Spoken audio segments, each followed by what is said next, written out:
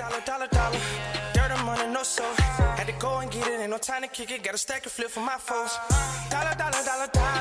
Please tell me you can hear me. Don't turn your back and don't neglect me. Just let me know if you need me. Dollar. Let me watch out for my partners. Keep my money long, get my team strong. Let me run away from my problems.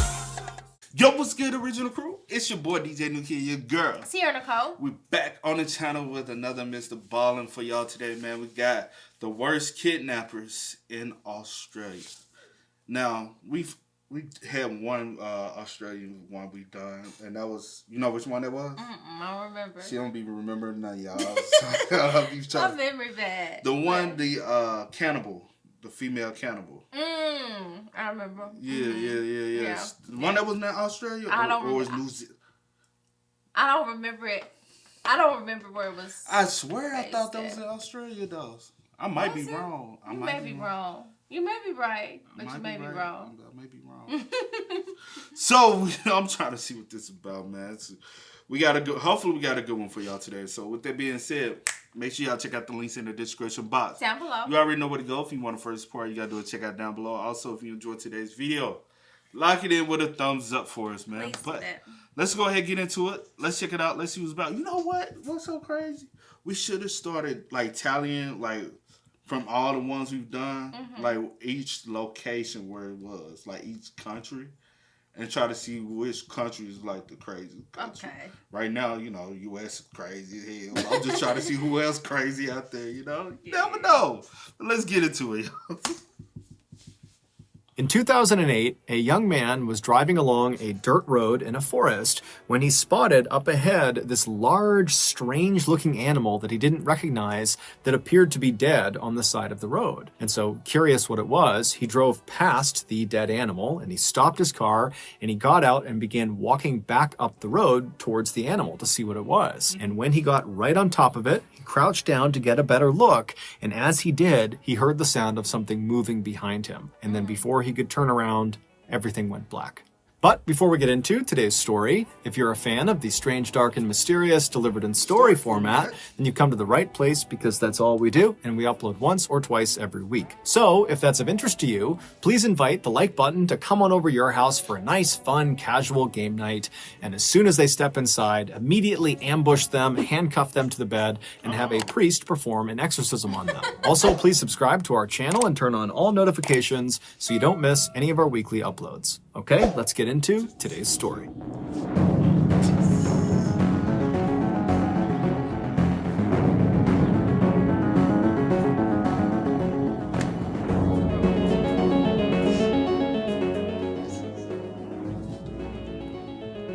Oh, shit.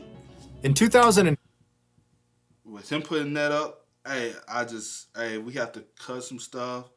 One of our videos of his have been fully we haven't removed it, but we're gonna be removing it. We even tried to fight and peel it, but they still. So if we have to cover anything up, just reference back to the original video. We just have to do what we have to do. 22-year-old Julian Buchwald was living in a small rural town in southern Australia called Budgeree. He lived there with his parents, who owned a small house on a massive 1,200-acre plot of land, which for reference is about 2 square miles. However, this land was made up mostly of thick brush and forested areas, so for the most part, they just stayed close to their actual house.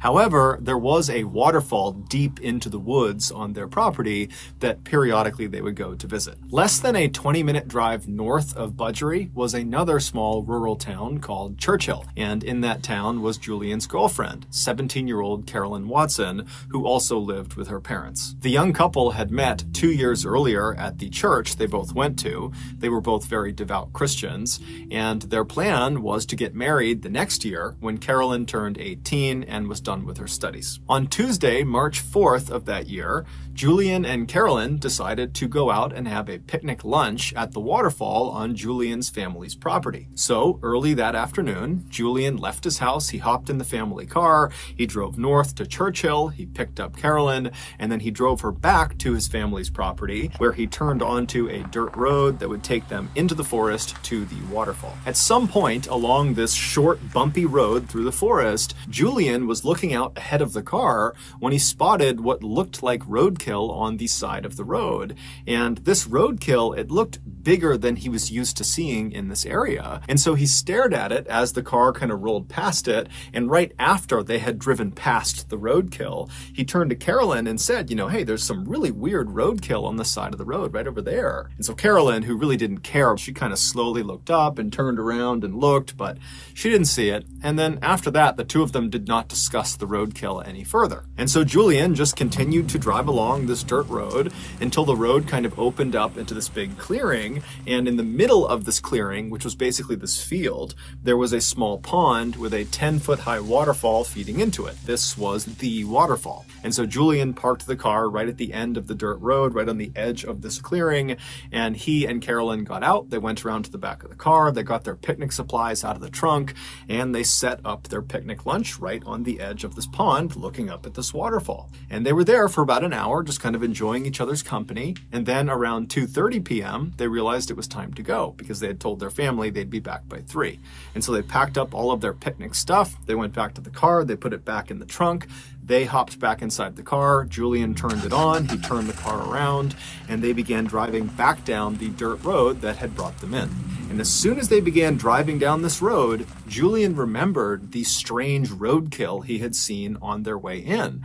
And he decided that he wanted to stop and get out and actually go up to it. And so as they're driving along, he looks over at Carolyn and says, "Hey, do you mind if I stop the car when I see the roadkill so I can go look at it?" Carolyn looked at him and she's like, "Okay, but remember, we have to be back by 3 p.m. That's what we told our families, so please be quick." And so Julian said, "No problem." And so he continued driving along, scanning for this roadkill. But after driving for several minutes, he had not found the roadkill yet. And he started to become worried that he had just driven past it without realizing it. And so he stopped the car. They're pretty close to the end of this dirt road. They're almost back to Julian's property. But he stops the car right in the middle of this dirt road. And he turns to Carolyn and says, "Hey, I think I drove past it.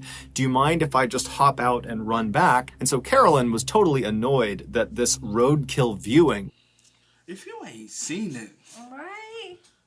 hell, leave it up alone. I mean, you know what I'm saying? You would have saw it coming. Man, same way the other day when we was going like coming back from my dad's house, you was like, I'm waiting on. I'm like, we done got way past. You like, I ain't see that spot, and I was like, because we done passed it, but you gotta also remember we was coming back from it. Yeah. But especially out there in the wilderness, bro, like if you paying attention to something, if you ain't seen it, it ain't. You know what I'm saying? Just keep going. Yeah. Because I know damn well you going to have me turn around. Turn around so I can get this shot. Nah. Really becoming quite involved. But she says, "Okay, go. But again, you got to be quick because, it's almost 3 p.m. And so Julian kind of grinned at her. He put the car in park and he hopped out, he turned, and he began jogging back down the road in the direction of the waterfall. And after jogging for maybe 30 seconds or so, the road had turned to the right. And so from where he was on the road, if he turned around, he would not have been able to see his car or Carolyn. He was kind of deep in the thick of this forest. Wow. But he knew, this road is not very long, and so I'm sure the roadkill has got to be up here somewhere. And so he decided he would just continue running back along this road for maybe 1 or 2 more minutes, and if he didn't find the roadkill by then, he'd just have to give up, turn around, and head back to the car. And so he began jogging, continuing towards the waterfall on this dirt road, and sure enough, after about a minute, he spots off to the side the roadkill. And so he runs up to it, and right away he sees it's this huge animal that's right on the side of the road. There was a branch from a tree that had kind of obscured the carcass a little bit, and he figured that's why on the return trip he hadn't seen it, because this branch was kind of blocking it from view. And so standing over it, still not even sure what it is, he reached down and he moved the tree branch out of the way to get a better look at this big dead animal. And right as he did that, everything went black. A few minutes later, Carolyn, who was still sitting in the car waiting for her boyfriend to come back, looked at her watch and realized it was getting really close to 3 p.m. and still Julian was not back yet. And so feeling kind of annoyed with him, she sat up in her seat and turned around and looked out the rear window of the car, expecting to see Julian come bounding down the road toward her. But when she looked out the back window, all she saw was this dirt road that kind of bent off to the right out of view and thick trees everywhere. everywhere. Her boyfriend is nowhere to be seen. Annoyed, she turned back around and sat facing forward again, but began periodically looking in the side view mirror, expecting Julian to pop up at any moment. But after several more minutes went by and still Julian had not come back yet, her annoyance turned into concern. Was Julian actually okay? And so she decided, it's almost 3 p.m. now. We got to get back. I need to get out and actually go investigate and see what's going on with Julian and this roadkill. And so she opened her car door, she stepped outside, she stood up, she turned, and she looked down the road in the direction it turned to the right towards the waterfall, and she froze because there was something standing right in the middle of the road that her brain simply couldn't process. She wanted to turn and run. She wanted to scream for help, but she couldn't. She was just frozen with fear, staring at this thing in the middle of the road. And then seconds later, this thing that she saw in the road began moving toward her. Around 3:30 p.m. that day, Julian's mother, who was at the house, realized her son had still not come back from his picnic. And this was very unlike him. He was extremely punctual. And so she stepped out onto the front porch to wait for him. But after waiting on the front porch for 30 minutes and him not showing up again, she got really concerned. And so she left the porch and went down onto their driveway, and their driveway extended right up to the main road that ran along the front of the house. And when she reached the top of her driveway, she just turned and watched down the main road, waiting for her son to come back. Because in order to get to the waterfall, you had to get on this main road and then turn onto that dirt road that was a little ways down this main road. And so she's just standing there looking down the road, waiting for her son, but he's still not coming out of that dirt road. And as she's looking in this direction, she happens to glance along the chain link fence that ran along the front of her property. And she noticed there was a plastic bottle that had been jammed through one of the chain links. And so she decided she would just go over and see what it was, because it didn't make any sense that there would be a bottle in her fence. And so she walks over, she pulls the bottle out of the fence, and she realizes there is a tightly rolled piece of paper that's inside of the bottle. And so she unscrews the cap, she turns the bottle over, and she pours this little piece of paper out. She unfurls the piece of paper and sees there's writing on it. And as she's reading it, her heart starts to race and she covers her mouth. This note was clearly intended for her to read, or someone in the family to read that day, because it was about what happened to Julian and Carolyn that day. The note, which was covered in all these strange satanic symbols and was barely understandable because the grammar and spelling was so terrible, it generally communicated that Julian and Carolyn, who they called the boy and the girl, had been kidnapped. And so long as the family did not contact police, they, the boy and the girl, Julian and Carolyn, would be returned. It didn't really specify what they were going to do to them, and there was no ransom. It basically just said, you better not tell police or else. Well, Julian's mother was terrified. She had no idea what to do, and despite this threat of some sort of harm to her, to her children, to her family if she went to police, she still called the police. And so the police, they came out to her. I was going to ask you that. Would you have called the police? I'm still calling the police. Because my thing is, anytime somebody say don't call the police, that's the main time you do call the police. I'm calling, yes. Because 9 times out of 10, you trying to delay because me. I'm not about to buy y'all any time. That's what I'm finna say. Like, whatever y'all have. The more I delay on calling the police, it's giving y'all even more of a head start to get away from the situation. But Australia ain't that big, though. Regardless. But I don't know. Like, I ain't never been. But the whole situation is just, it's like, and that's the one reason why, like, I know how you be talking, like, oh, we want land and stuff. I'll be like, but at the end of the day, you got to think of things like that. Like, because now, I ain't gonna lie, the land. I said I want land in the middle of nowhere. Like, the land my dad got, it's kind of nice, though. It got a clearing, you can see stuff. You got, even though he still got neighbors and stuff, but they're not like right there on top of you. But even like my grandma, even her land, like her land just but all the way in the back it's the woods, and I've been back there and been in the cut of the woods, and it's kind of gets scary back there. But the land like my cousin them got now, that's a little different. It ain't nothing but wolves and trees, so it's different. It just depends. Yeah. They inspected the note, and right away, they noticed at the bottom of the note, it was signed with the initials ONA. And so those initials, combined with these strange satanic symbols all over it, led police to discover who ONA was.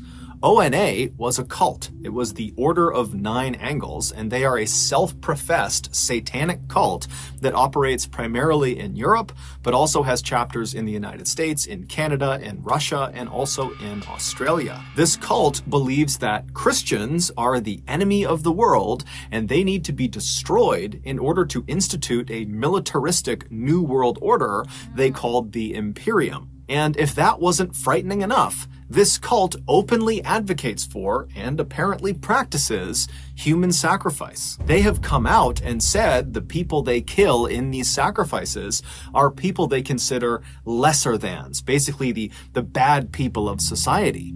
And if you are an ONA cult member, then who better to sacrifice than Julian and Carolyn, two devout Christians, and so two clear enemies of the ONA. Now, at first, when the police saw this note and kind of put this together, they're thinking, this has got to be a prank. I mean, Carolyn and Julian have only been gone for a couple of hours at this point, and all we have is this note in a bottle stuck into the fence. This does not seem like some huge conspiracy of a cult coming in here and snatching these kids to commit some human sacrifice. But when Carolyn's parents found out about this note and how they were still missing, they would tell the police, 10 days ago, we received a letter in the mail that had strange satanic symbols all over it, and it really didn't make any sense. It basically was threatening them not to go to police, but 10 days ago, they had no reason to go to police, and so they just didn't really understand why they received this message or who it.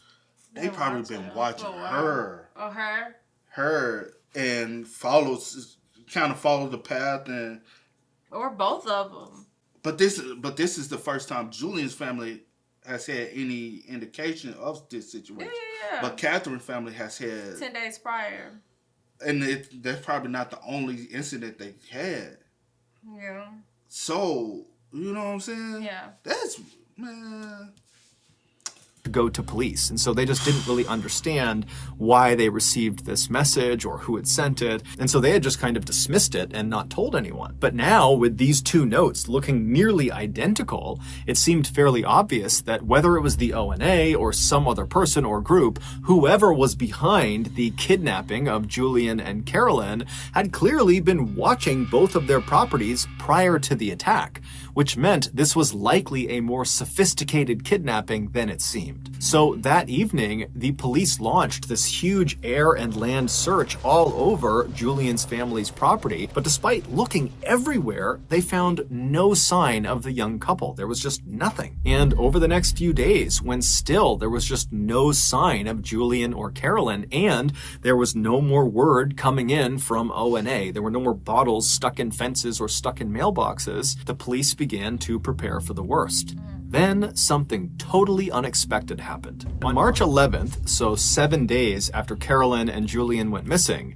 a farmer was driving along this winding back road up in the mountains right near Alpine National Park. Alpine National Park is this very rugged, mountainous place that's about 250 miles to the north of Budgery. And so as this guy is driving along this road, which is very heavily forested on either side, he sees up ahead this young man and young woman who are barely wearing any clothes come stumbling out of the forest and kind of plop down on the side of the road. And so concerned they're hurt or they're lost or something, the farmer rolled right up next to them and he rolled his window down and asked, hey, are you guys okay?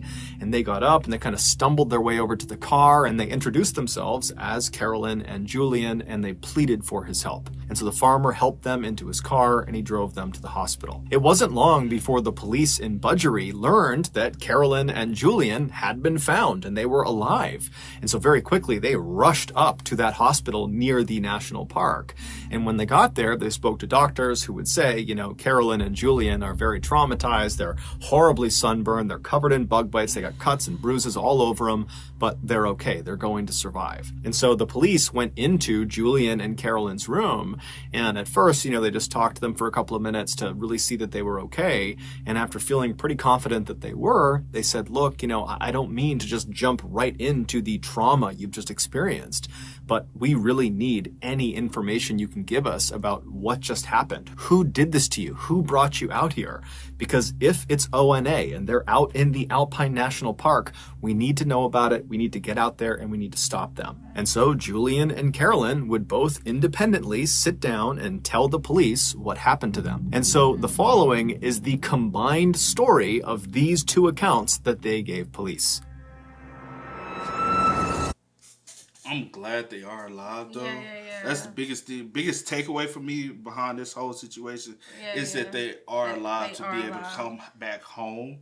I just hate they went through, because I know whatever they went through is going to be very traumatic because of the degree of how they were found. They were found like I don't even want to get into it, man. Damn.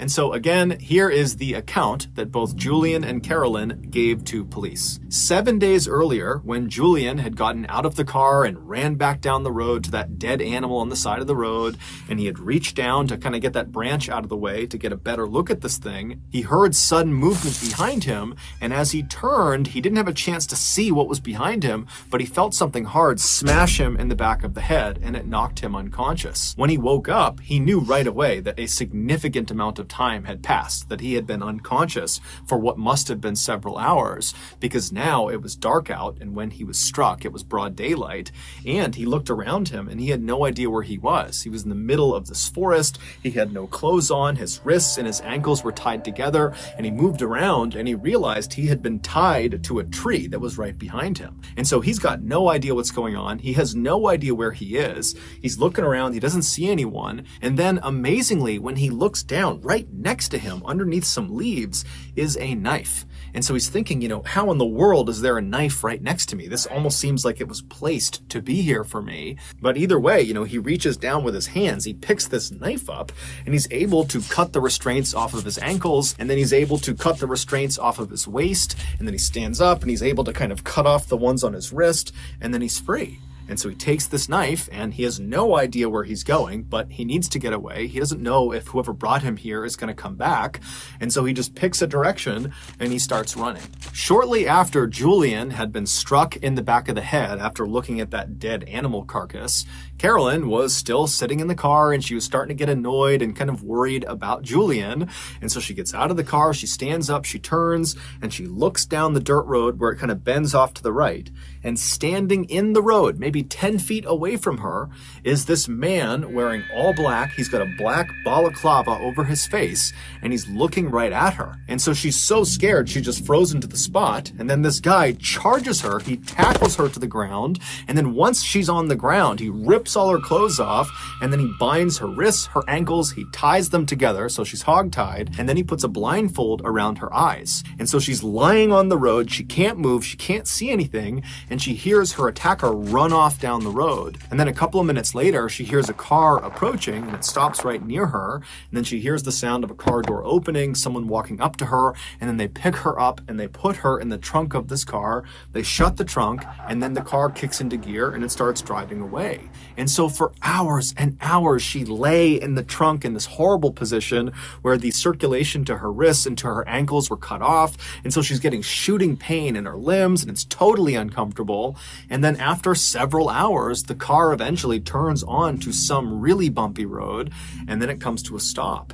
And then she hears the sound of the driver open the door. They walk around to the back of the car. The trunk pops open. And then this person pulls the blindfold off of her eyes. And she sees, even though her eyes are taking a second to adjust, that it's the man with the balaclava on. And he picks her up and he throws her on the ground. And then after he shuts the trunk, he walks over to Carolyn and he grabs her by the wrists and he begins dragging her into the woods. And so as she's being dragged, Carolyn is thinking, I'm about to be killed somewhere in the middle of the woods. There's nothing I can do. I can't go anywhere. I can't do anything. And after several minutes of being dragged, she gets dropped. And then this man with the balaclava, he walks back to the car and he gets a shovel. And when he walks over to her, he makes a special point of showing her the shovel. And then he rolls her onto her side so she's positioned in such a way that she can see what he's doing. And then right in front of her, he takes that shovel and he begins digging a hole in the ground. And so Carolyn's watching him and she's thinking, he's digging my grave. And so for several hours, Carolyn Carolyn just laid there wondering what was going to happen to her as this guy dug this hole deeper and deeper into the ground. And then finally, when the hole was apparently deep enough, the guy got out of the hole, he dumped the shovel, he walked over to her, he picked her up, and he threw her into the hole. And so Carolyn at this point is literally anticipating death at any moment. She doesn't know how he's going to kill her, but she thinks it's going to happen any minute. And so she wriggles herself onto her knees and does the only thing she can think to do, which is just to pray. And so as she's sitting there kneeling and praying, she hears the sound of her attacker walking off. Now, the hole was deep enough that she actually could not see where he was going, but she could clearly tell he was walking away. It was almost like her prayer had been answered, that this guy was going to leave her alone. But even with this guy potentially gone, she was still in a perilous situation because she's stuck in this hole. She can't go anywhere. She's still tied up, and the temperatures are dropping rapidly, and she's got no clothes on. After Julian had managed to free himself from his restraints with that knife that he found, and after he had turned and just started running in a general direction, he had begun yelling out for help. He knew that by yelling out, he very likely could be alerting the person who had brought him here. But he's thinking, it's freezing, I don't have clothes on, I have to get help right now. And maybe Carolyn is out there. And so he's just kind of yelling out for help. And at some point, a voice yells back to him, and it's a voice he knows very well. It's Carolyn. And so in the darkness, he's kind of fumbling through all the trees, and he's listening for Carolyn's voice. And finally, he reaches her, and he finds her in this hole, hogtied, screaming out for him. And so there's this moment where he kind of explains what happened to him, and she's trying to explain what happened to her, but they're just so scared that this attacker is going to come back that Julian just hops into the hole, he cuts her restraints, and then Julian helps Carolyn out of the hole. And at this point, Carolyn can barely walk because the circulation had been cut off for the most part to her legs for the better part of 6, 7, 8 hours at this point. But still, they're desperate to get out of here. So Julian's kind of holding Carolyn up, and they begin to walk away from this hole site. And as they're leaving, they begin scanning around the area in case, this attacker has left something else on the ground, because Julian had said, I found a knife near where I was being held.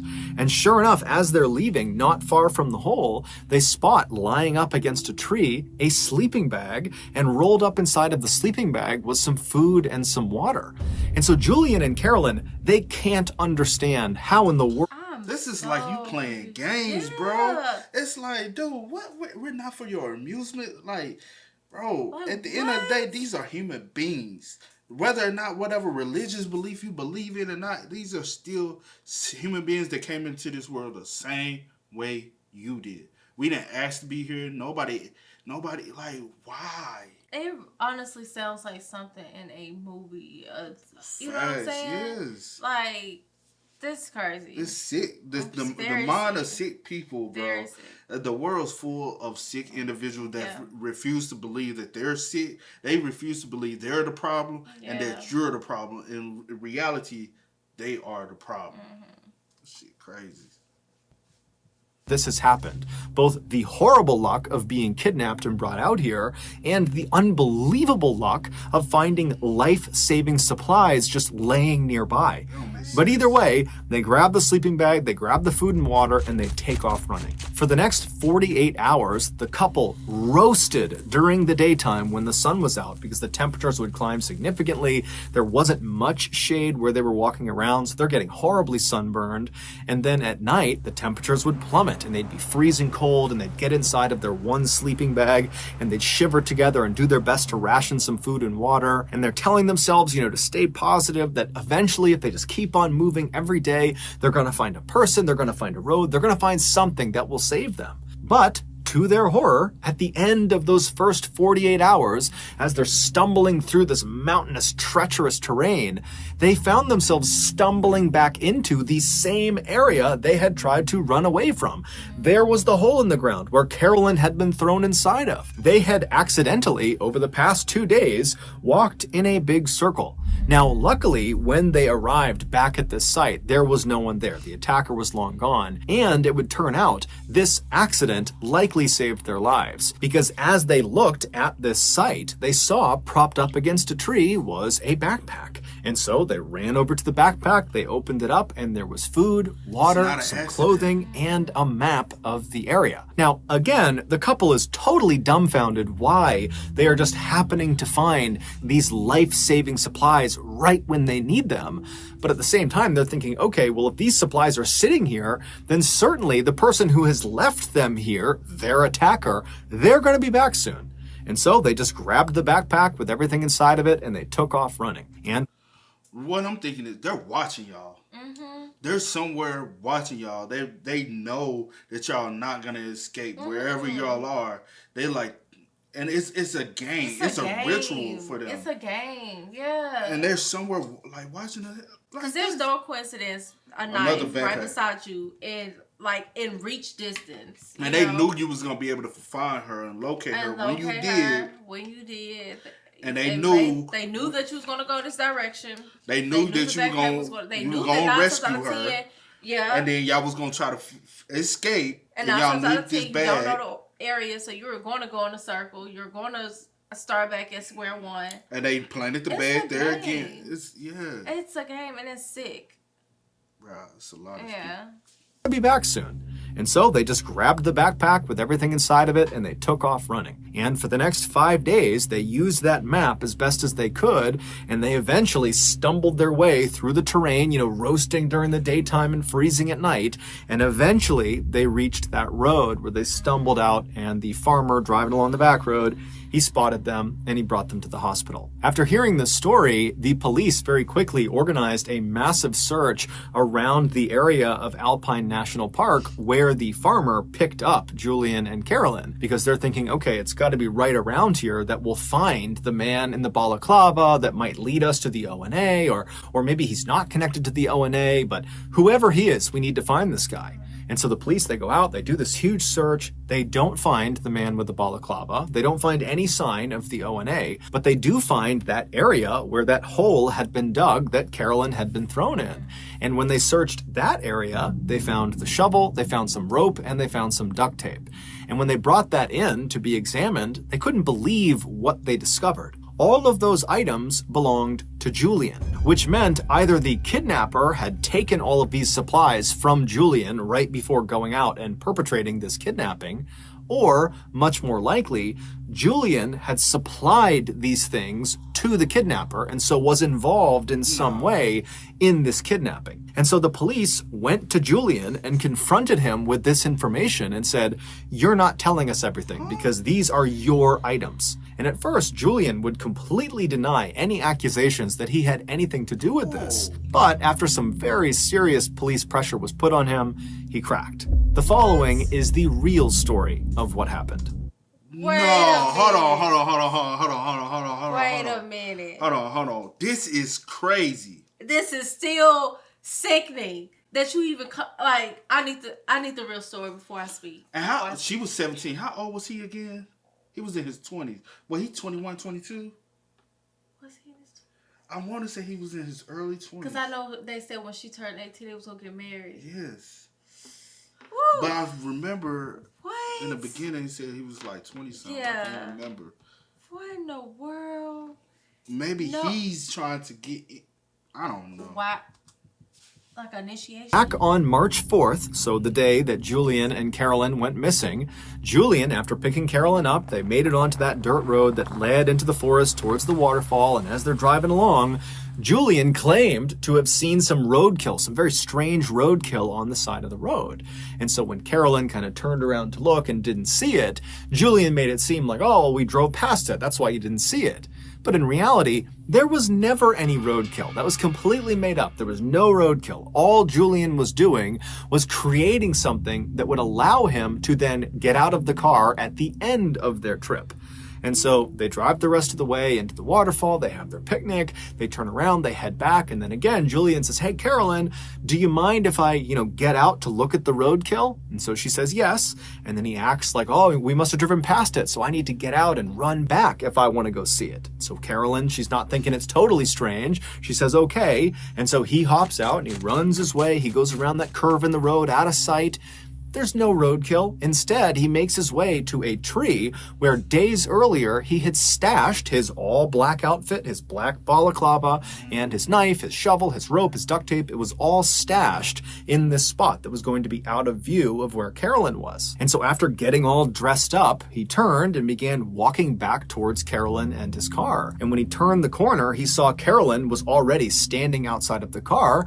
And so he charged her, he tackled her to the ground, he ripped her clothes off, he hog-tied her, he threw her in his car, and then he got all of his supplies, he threw those in the car too, and he began driving away. And for 6 hours, he drove north all the way up to Alpine National Park, and then when he got there, he found a road that would kind of go off the trail a ways into the forest, at which point he opened the trunk, he pulled Carolyn out, he threw her on the ground, he dragged Carolyn into the woods, and then with her blindfold off, he made sure to show her the shovel, and he began digging that hole to give her the impression that he was going to kill her and bury her. He really wanted her to be totally terrified.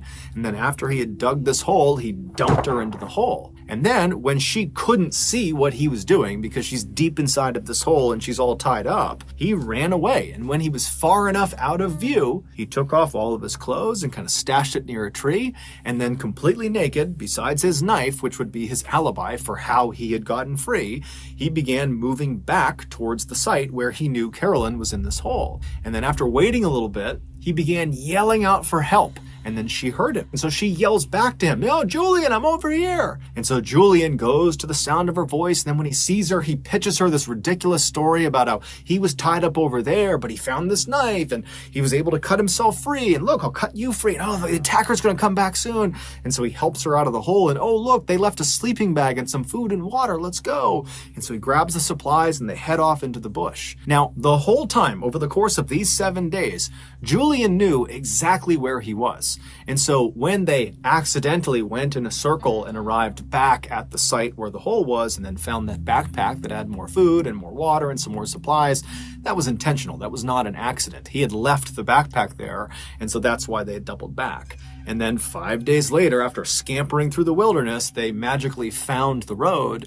But again, Julian knew where the road was. He had intentionally stayed out for the days that they were out there. And so after Julian tells the police all this, they say to him, was Carolyn in on this? I mean, did she know this was going on? And he said no. The whole time she believed they were getting stalked by their attacker. And if they ever caught up to them, they would be killed. And so the police are like, okay, well, why did you do this? Julian would say, he and Carolyn were both very committed to their faith and they both believed in not having sex before marriage. But over time, Julian had gotten to the point where he just couldn't wait any longer to have sex with Carolyn, and they weren't scheduled to get married for another year. And he just did not think he could wait a full year before they could finally have intercourse.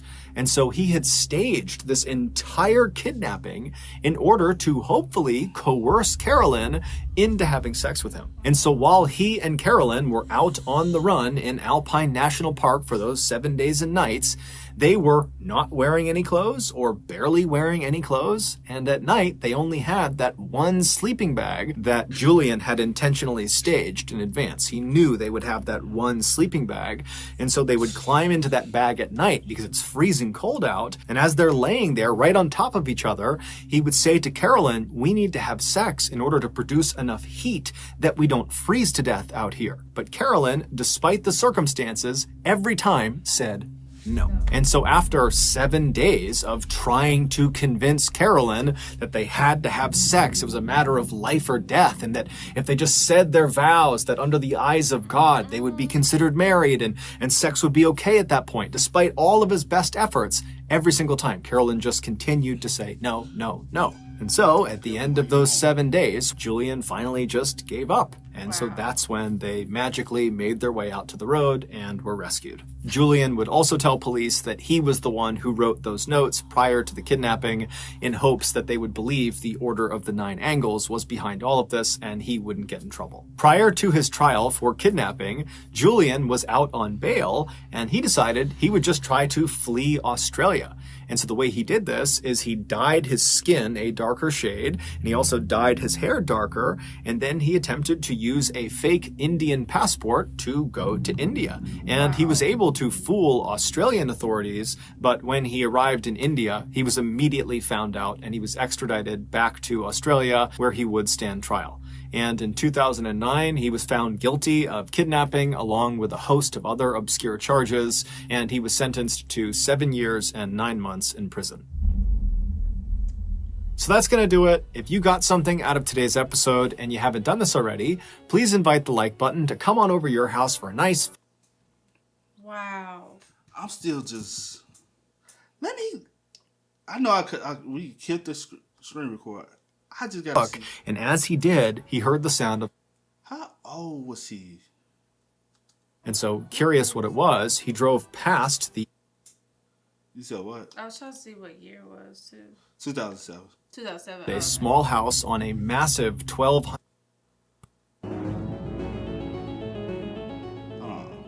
In 2008, 22-year-old Julian Buchwald... 22. 2008, he's 2000. Shouldn't even been dating. In Well, America. I don't But they had met 2 years prior. Yeah, So 2 but years I don't prior, know. she was 15, he was 20. Yeah.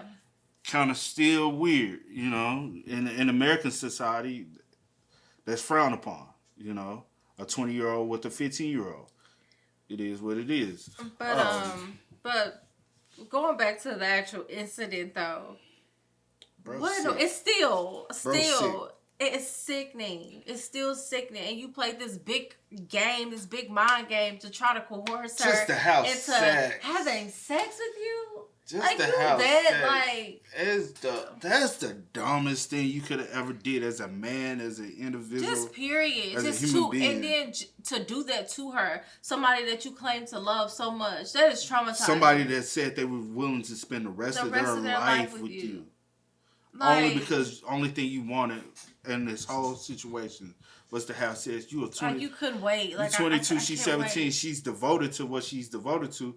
Like, but also, like, my whole thing is, in reality, one thing I do look at, I be like, this day and age, as a 17-year-old, just because of who you dating now, doesn't necessarily mean that's who you're meant to be with at 17. Mm-hmm.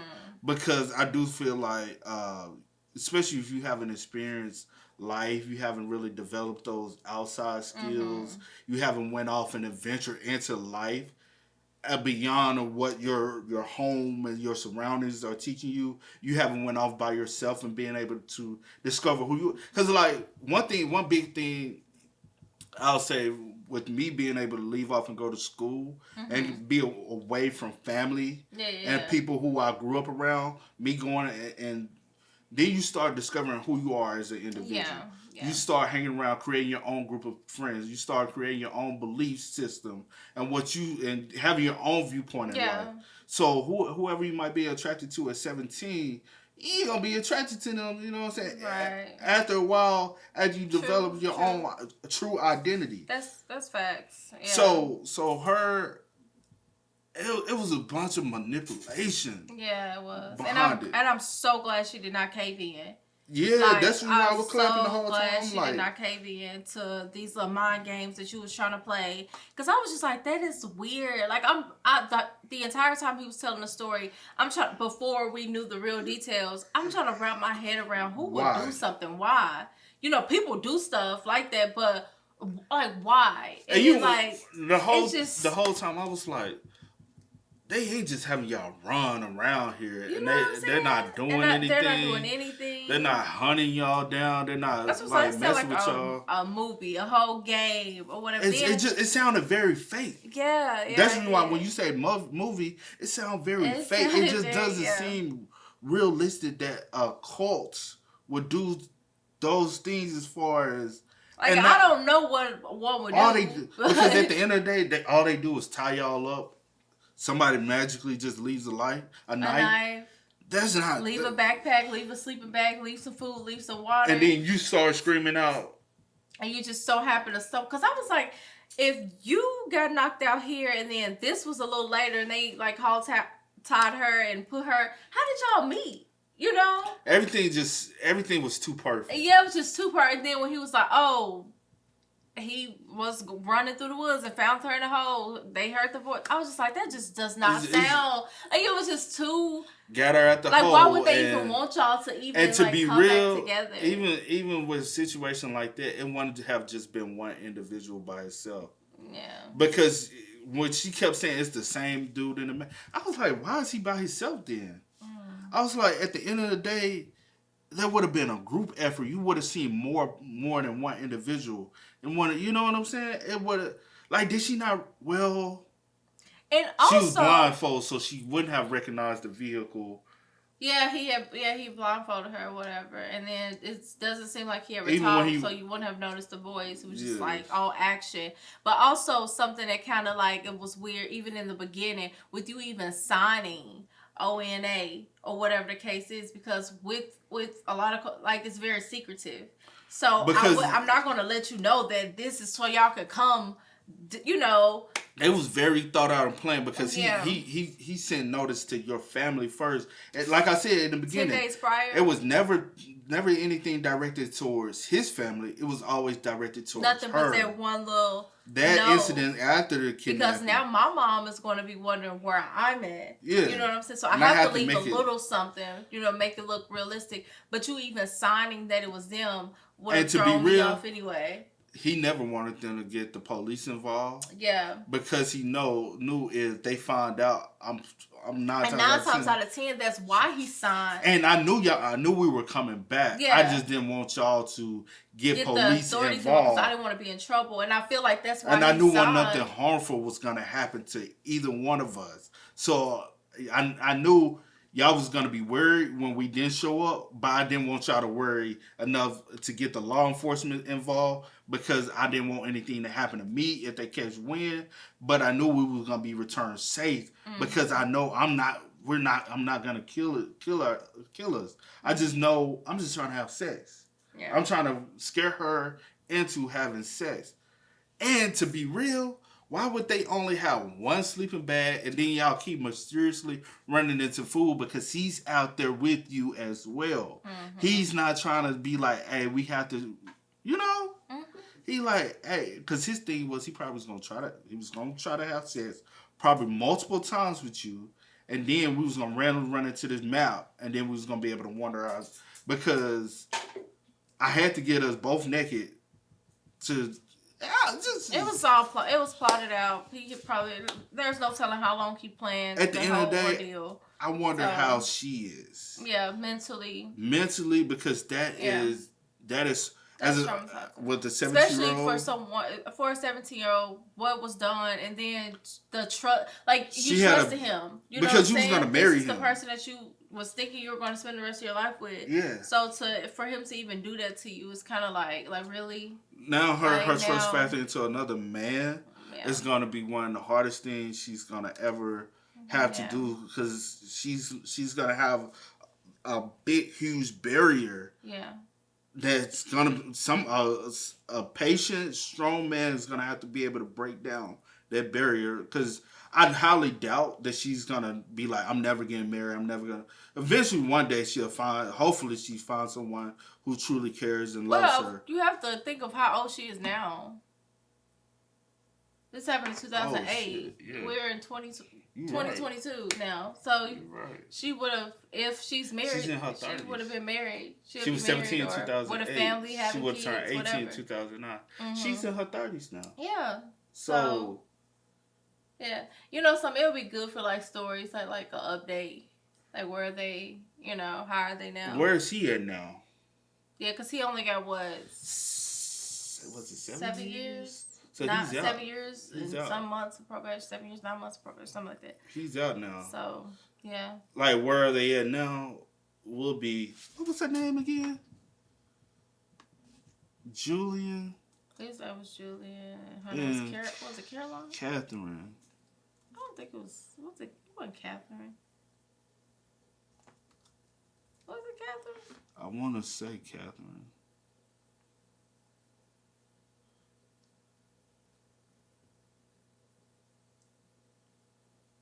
Carolyn. I just said Carolyn. I'm like, it was not Catherine. I would remember Catherine. Sorry. I just wonder what, like, because my thing is, I really want to know.